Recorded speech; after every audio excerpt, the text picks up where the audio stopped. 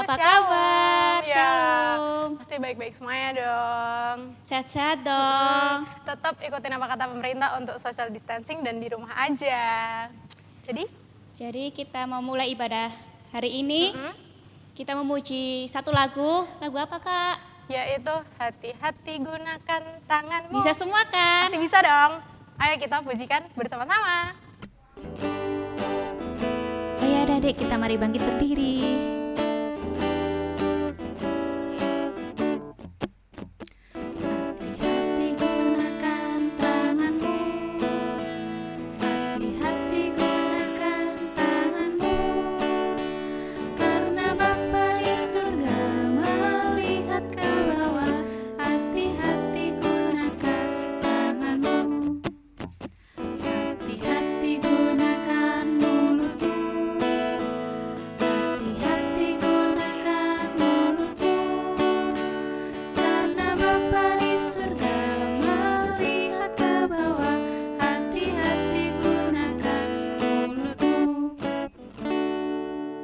Duduk semuanya.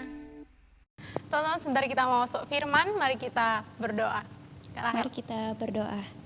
Bapa kami yang ada di surga, Tuhan, terima kasih Engkau sudah berikan kami kesempatan pada hari ini, Tuhan, untuk beribadah ya Tuhan. Tuhan, sebentar lagi kami mau mendengarkan firman Tuhan. Tuhan, berikan kami hati yang tenang, Tuhan, berikan kami pikiran untuk memahami firman Tuhan. Terima kasih ya Tuhan. Dalam nama Tuhan Yesus, haleluya, amin. Amin. Saudara-saudara yang dikasihi Tuhan, bacaan kita pada saat ini diambil dari Injil menurut Matius. Matius 28 ayat 11 sampai dengan yang ke-15. Saya ulangi, Matius 28 ayat 11 sampai dengan ayat yang ke-15. Saya akan membacakan untuk saudara-saudara semuanya. Dusta Mahkamah Agama. Ketika mereka di tengah jalan, datanglah beberapa orang dari penjaga itu ke kota dan memberitahukan segala yang terjadi itu kepada imam-imam kepala. Dan sesudah berunding dengan tua-tua, mereka mengambil keputusan, lalu memberikan sejumlah besar uang kepada serdadu-serdadu itu, dan berkata, "Kamu harus mengatakan bahwa murid-muridnya datang malam-malam dan mencurinya ketika kamu sedang tidur. Dan apabila hal ini kedengaran oleh wali negeri, kami akan berbicara dengan dia, sehingga kamu tidak beroleh kesulitan apa-apa." Mereka menerima uang itu dan berbuat seperti yang dipesankan kepada mereka. Dan cerita itu tersiar di antara orang Yahudi sampai sekarang ini. Berbahagialah kita semuanya yang telah mendengarkan firman Tuhan dan bersedia memelihara di dalam kehidupan sehari-hari. Haleluya, amin. Saudara-saudara yang dikasihi Tuhan, kalau kita mendengar kata mendustai atau berbohong, itu sering terngiang di telinga kita. Seakan-akan sudah melekat di dalam kehidupan kita sehari-hari, dan masing-masing dari kita tentunya pernah melakukan itu.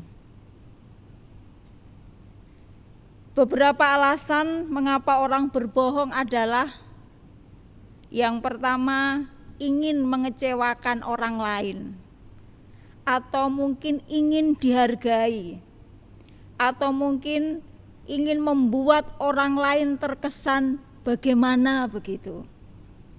Ada juga karena ketakutan bila ditolak atau dipermalukan. Bisa juga untuk menyelamatkan dirinya sendiri, menutupi kesalahannya. Dan bisa juga untuk memperoleh kekuasaan, dan masih banyak lagi contoh-contoh yang lain. Dalam bacaan kita kali ini, Lembaga Alkitab memberi judul Dusta Mahkamah Agama. Matius 28 ayat 11 sampai dengan ayat yang ke-15 menceritakan tentang dua kelompok manusia yang berbeda latar belakang dan berbeda profesi. Yang pertama adalah kelompok imam-imam atau bisa disebut mahkamah agama, atau kerannya itu adalah Sanhedrin, yaitu kelompok yang menyuap. Dan yang kedua adalah kelompok serdadu-serdadu yang menjaga kubur Yesus, yaitu kelompok yang disuap untuk mengabarkan kebohongan yang tidak sesuai dengan apa yang mereka lihat dan mereka saksikan dari mata kepala mereka sendiri. Saudara-saudara yang dikasihi Tuhan, mengapa mahkamah agama menyuruh serdadu-serdadu untuk berbohong?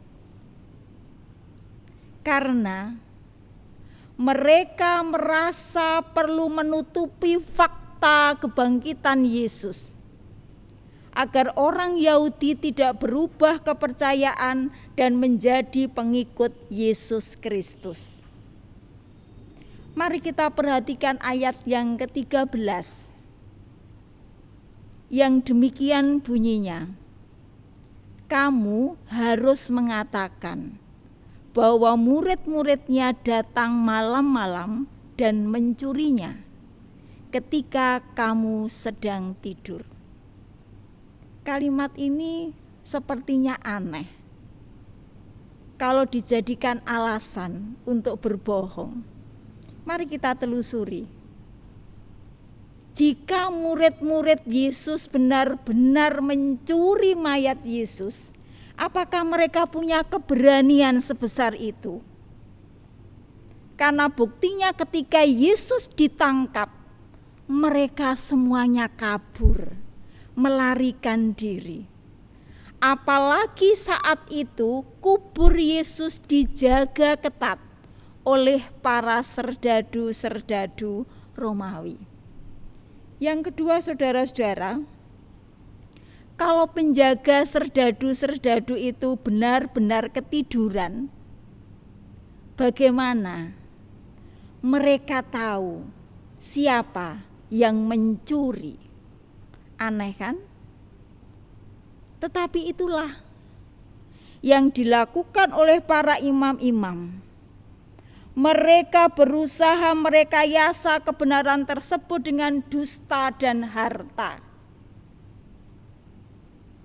Buktinya, yang pertama, mereka memberi uang suap kepada para penjaga kubur supaya memberitakan kesaksian yang palsu. Dan setiap pertanyaan dari wali negeri akan dipertanggungjawabkan oleh para imam. Itu yang menjadikan para serdadu mengiyakan, mau menerima suap itu dan sanggup melakukan apa saja, terutama untuk mengabarkan kabar kebohongan, kabar yang palsu, kabar yang tidak sesuai dengan apa yang mereka lihat sendiri, bahwa Yesus benar-benar sudah bangkit dari antara orang mati. Saudara-saudara yang dikasihi Tuhan, dan kabar kebohongan itu pada ayat yang terakhir disebutkan, dan cerita ini tersiar di antara orang Yahudi sampai sekarang ini. Artinya, pada akhirnya ada banyak berita-berita yang positif menjadi negatif. Dan perlu diketahui saudara-saudara, berita bohong juga berisiko jika kita mempercayainya. Mengapa saya katakan demikian? Karena itu bisa meningkatkan kebencian, kecurigaan, kekerasan, dan ketidaksukaan.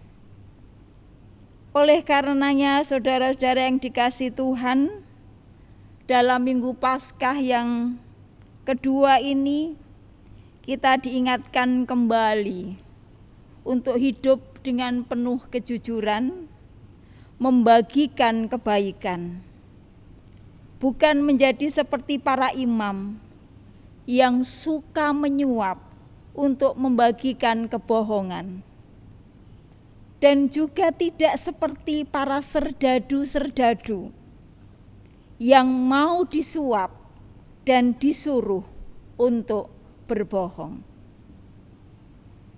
Dalam situasi saat ini, ketika kita menghadapi masalah di antara yaitu COVID-19, kita diharapkan dan dianjurkan menjadi orang yang bisa menebarkan kebenaran.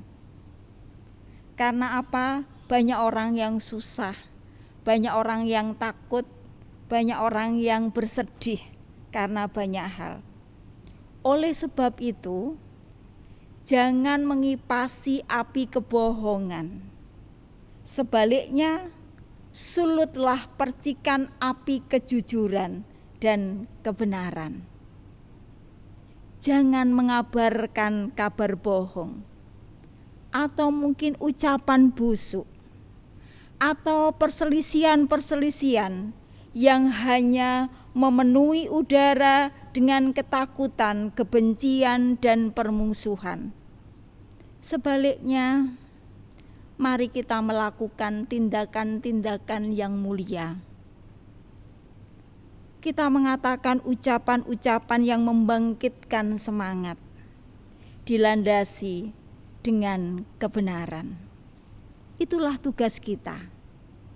Sebagai orang yang percaya kepada Yesus Kristus yang sudah bangkit, mari kita tebarkan kejujuran dan kebenaran. Maka atmosfer kita akan dipenuhi dengan udara kebenaran. Amin. Saudara-saudara, mari kita masuk di dalam saat teduh. Terima kasih Tuhan, kalau saat ini di tengah-tengah ketakutan, kesusahan yang menimpa di setiap kehidupan manusia, kami masih diperkenankan untuk mendengarkan suara-Mu yang mengingatkan kepada kami semuanya untuk bisa tetap bertahan, mengabarkan sukacita, mengabarkan kabar baik, bukan mengabarkan kebohongan.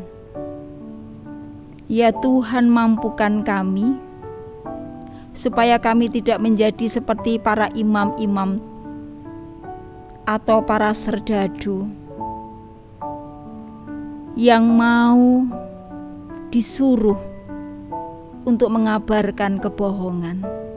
Tetapi saat ini Tuhan, kami ingin belajar untuk menjadi pribadi yang Tuhan sudah selamatkan, mendengarkan pimpinan dan penyertaan Tuhan di dalam kami melangkahkan kaki kami untuk mengabarkan kabar sukacita. Urapi kami ya Tuhan, mulut dan hati kami, supaya mulai saat ini kami memiliki keberanian. Amin. Teman-teman, sebentar kita mau mengumpulkan persembahan. Jangan lupa persembahnya dimasukkan ke amplop, kemudian diserahkan ke orang tua masing-masing, lalu diberikan kepada gereja.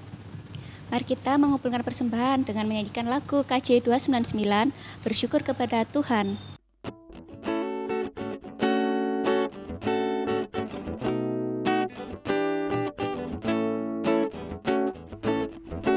Bersyukur kepada Tuhan, bersyukur kepada Tuhan, sebab Dia baik. Bersyukur kepada Tuhan. Teman-teman, saatnya untuk kita menaikkan syafaat kita. Teman-teman, mari kita berdoa. Tuhan Yesus, Allah Bapa yang dalam surga, ya Tuhan, terima kasih ya Tuhan, Kau telah dapat mengizinkan kami ya Tuhan untuk dapat beribadah dan juga dapat muji dan muliakan nama-Mu lagi ya Tuhan. Tuhan, sebentar kami berdoa untuk bangsa dan negara ini ya Tuhan, yang saat ini telah dilanda pandemi ini ya Tuhan, kiranya Kau segera selesaikan, kiranya Kau segera pulihkan ya Tuhan, sehingga bangsa dan negara ini dapat kembali seperti semula. Kami juga berdoa untuk para pemimpin-pemimpin negara dan juga pemimpin daerah di Indonesia ya Tuhan, supaya mereka dapat menangani pandemi ini dengan baik dan juga dapat memimpin setiap daerah dan juga Indonesia dengan baik ya Tuhan. Tuhan, kami juga mau berdoa untuk orang tua kami ya Tuhan, kiranya Kau memberkati mereka, kiranya Kau menyertai setiap apa yang mereka kerjakan ya Tuhan, di tempat kerja maupun dimanapun itu ya Tuhan, kiranya mereka dapat didik kami dengan baik ya Tuhan. Tuhan, kami juga mau berdoa untuk sekolah kami ya Tuhan, yang sekolah online ini ya Tuhan, kiranya Kau sertai dan juga berkati kami ya Tuhan dalam mengerjakan sekolah online ini ya Tuhan, kiranya semua berjalan lancar tanpa kurang suatu apapun. Tuhan, kami juga mau berdoa untuk gereja kami, GKJ Waru ya Tuhan, kiranya Kau sertai, Kau berkati GKJ Waru, dari mulai pendeta, GI, majelis, hingga semua warga GKJ Waru ya Tuhan, kiranya Kau memberikan kesehatan, Kau memberikan berkat-Mu yang melimpah untuk kami ya Tuhan.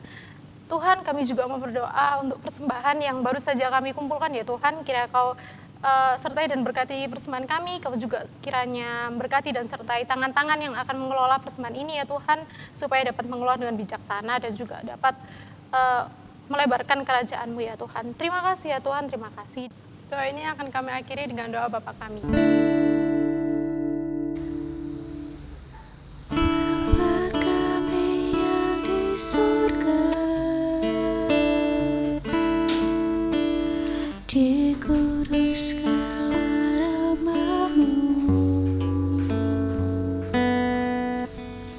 datanglah kerajaan-Mu, jadilah kehendak-Mu di bumi seperti yang di surga. Berikan kami hari ini makanan yang secukupnya. Ampuni kesalahan kami, seperti kami ampuni orang yang bersalah pada kami. Jangan bawa kami ke dalam pencobaan, tapi lepaskan kami dari yang jahat, karena Engkau punya kerajaan dan kuasa, kemuliaan selamanya. Amin. Amin. Amin.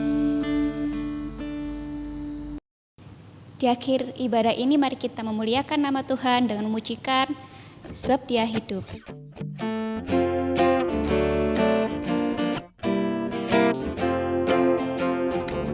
Anak Allah, Yesus namanya, menyembuhkan, menyucikan, bahkan mati, tebus dosaku.